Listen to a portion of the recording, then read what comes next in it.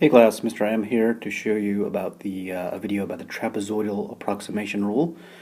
We've looked at several methods at this point. We've looked at left endpoint, right endpoint, and midpoint approximations, and each of them has their own benefits and their costs, but the trapezoidal approximation is pretty neat. It's a little bit more complicated in some regards, but once you get the hang of it, it's actually not too bad.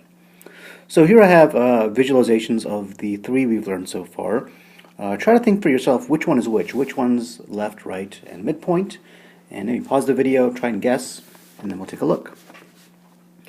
Okay, so I probably should have scrambled these up. It is in that order. This is the left, this is RAM, and this is the midpoint, or MRAM. So the way to figure that out, in case you're not sure, is you simply look at which of these two values, right, A, or maybe let's call this x1, which one is dictating the height? Well, it's a little bit hard to tell here, so we may actually look at the next one here. So for this rectangle here, it's the left value that's dictating the height. That tells, or that's how you figure out how high to make a rectangle. Do you use the left or the right? Use the left. Contrast that with over here, you're using the right value. And here you get an under approximation, on the right you get an over approximation. Well, a midpoint approximation method uses not this value here, not the value of b, but rather the midpoint of each interval that dictates the height. Right, and we saw that with our table back on last week. The trapezoidal approximation is a little bit different, and we've seen trapezoids pop up a couple of times through our activities. So we're going to generalize that to use trapezoids to give you the area of a space, right, or the area under a curve. And it's going to look something like this, and I'll show you a better picture in just a second. But the general idea here is that you'll have these two heights, both of them, right? So LRAM uses the left height, RRAM uses the right height in each individual interval. Rather than make a compromise, just use both, right? And make a trapezoid. And notice, so that's your first trapezoid right here, right? Your second trapezoid is going to use this same value twice, right? It was one of the two bases of your trapezoid. Well, it's also one of the two bases of this next one. And likewise over here. The only two bases that don't get used twice are the first and the second, right? They're not overlapped or sharing or adjacent to any other shape. They're only used once. So keep that in mind when you see the formula that we get to in a couple of minutes. The first and the last are only used once. The other two bases appear in at least one. They appear in two trapezoids on either side of it. Okay, so the trapezoidal approximation method, a little more precise in some ways. So let's see how it looks. Alright, so I have a generic function here to build toward a formula, and the formula is a lot to memorize, so if you can understand what's going on, it'll make the formula that much easier to understand. So this is the area of one single trapezoid, right? The average of the bases times the height. And the key thing to keep in mind is most people think of trapezoids from geometry as something like this, where your bases are here, and your height is a vertical distance, because you expect it to be there as height. But we're looking at our trapezoid usually more like this, right, where it's on its side. Well, the bases are still parallel, so your bases here are your y values, right, because that dictates how high something is, and your height, which is perpendicular to it, is going to be a delta x value, because it's going to sit on the x-axis in just a moment. So what does this look like in practice? Well, I'm going to draw out a couple trapezoids, and I'll pause the video and fill in some gaps so the video doesn't run too long. But on LRAM, right, for this first interval, and I'm going to give these guys some names here. So I'm going to call this x sub 1, x sub 2, x sub 3, and just for consistency's sake, x sub 0 and x sub 4. Okay, those are other names for A and B respectively. Well, I'm going to make the first trapezoid, and the first trapezoid is going to be over the interval from A to x sub 1. Okay, so I'm going to, if I were using LRAM, then this would be my rectangle right here, right? So this is just the rectangle that LRAM would make, and it leaves out a lot of space. Right, RRAM, right rectangle, would be this rectangle right here. We're supposed to be a rectangle, you get the idea. Too much space. So a good compromise is use both of those heights, but they don't make a rectangle. They make a trapezoid. Look at that, it's a pretty good fit. So that single trapezoid's area, right, so I'll call that trapezoid A. the area of A, shape A, is just going to be the area of a trapezoid formula. 1/2 times the base, which is delta x. Sorry, the base 1, excuse me. The base 1 is this first green line right here, which I'm outlining in white. That's useless.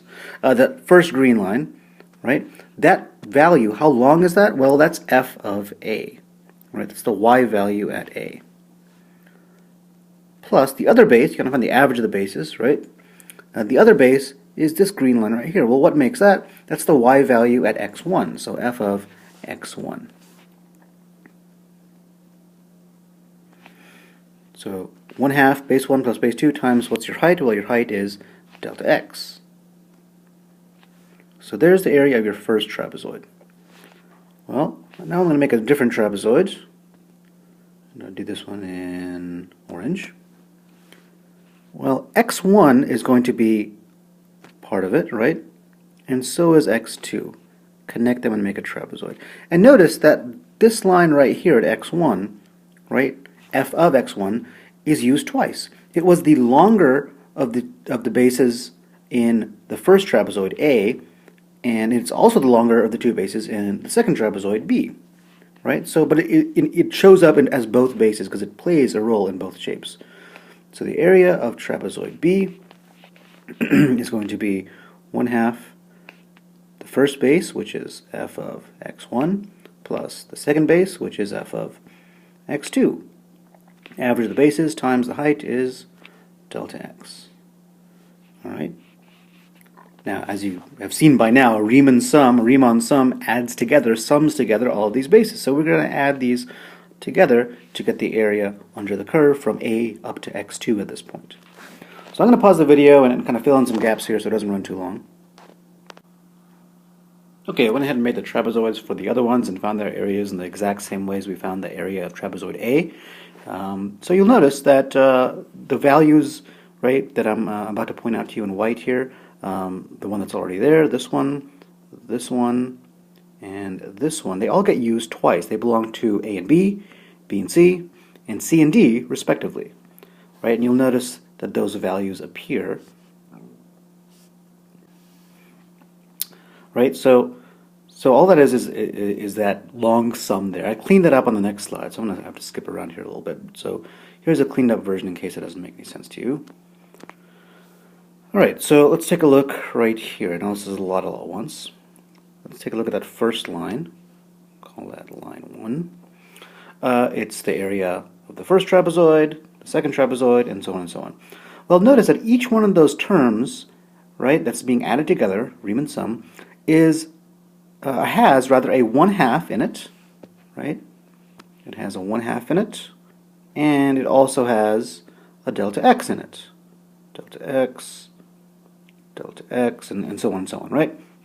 So it appears in all of them. So I'm going to factor that out, and that occurs right there, leaving you with the big parentheses. So the first parentheses is f of A plus f of x1. Here it is. The second parentheses is f of x1 and f of x2. There that is. Third parentheses is f of x2 and f of x3. And the final parentheses is f of x3 and f of xb. So they're all there, right? But notice that f of A and f of B are the only ones that don't have any partners, right? Because there's 2 f of x1. So I'm going to write that as literally 2 f of x1. And there's 2 f of x2s. Remember, these are the heights that appear, or the bases, I guess you could say, the bases of the sideways trapezoids that appear twice, that are adjacent to another trapezoid, so they appear in both of them. They appear there, and likewise for f of x3. The only ones that don't have a 2 next to them are the first and the last. So if you have this geometric picture in mind, then the following formula, which is the important one to actually have written down and memorize and kind of know this is the trapezoid rule, right?